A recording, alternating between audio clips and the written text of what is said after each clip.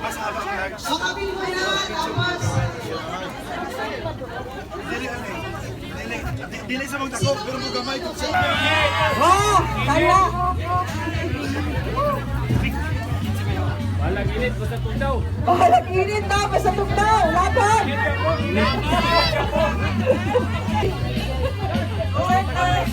Sulit! Sabi! Bring him home! Duterte! Bring him home! Duterte! Bring him home!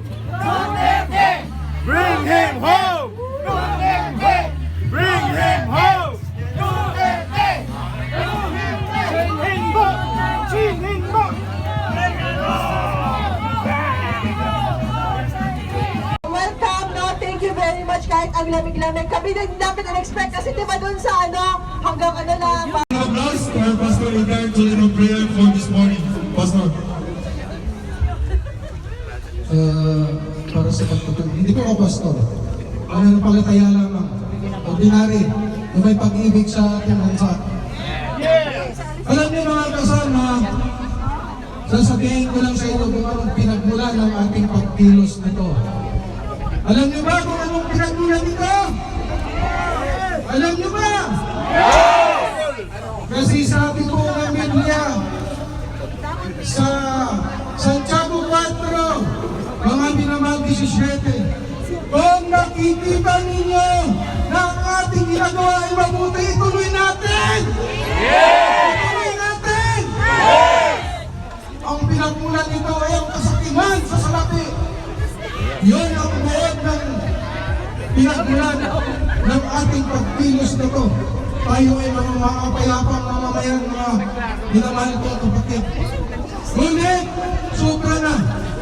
Wala na sa tamang pag-isip. Kailangan idulog natin sa Diyos. Sapagkat sa tao, wala po tayong maasahan sa tao. Sapagkat Biblia ang nagsasabi na ang umasa sa tao ay sumpain. Kaya umasa tayo sa ating Diyos. Diyos na naglikha ng langit at lupa. Diyos na naglikha sa ating lahat at Diyos na naglikha sa ating presidente na kung saan inaapit tayo. Diba ang palakpak mo na rin? So, ibig sabihin, andito tayo lahat ngayon kasi mahal na mahal natin si Tatay Digong isa, Duterte na malakas! Duterte!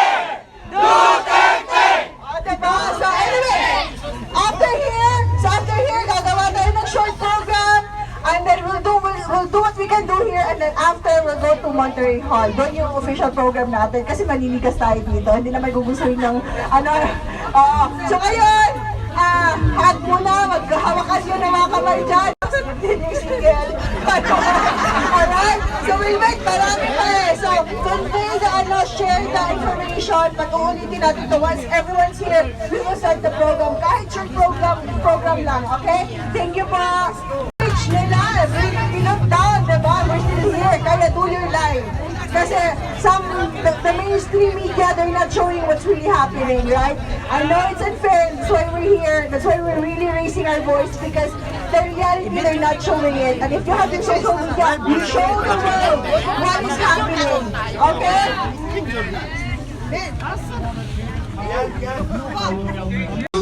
Ang aming Presidente Rodrigo Duterte, magkakauwi na sa pangalan ni Jesus.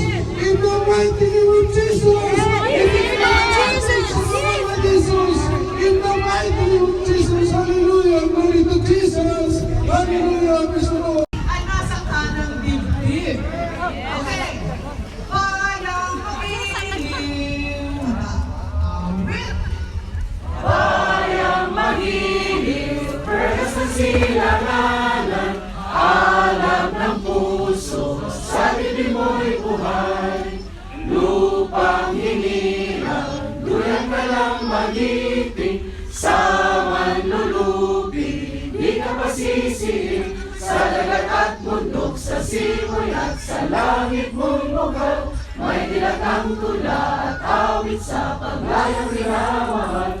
Ang isang ng watawat mo'y tagumpay na nagniningning, ang bituin at araw niyang kailan pa may maghihiling. Lupa ng araw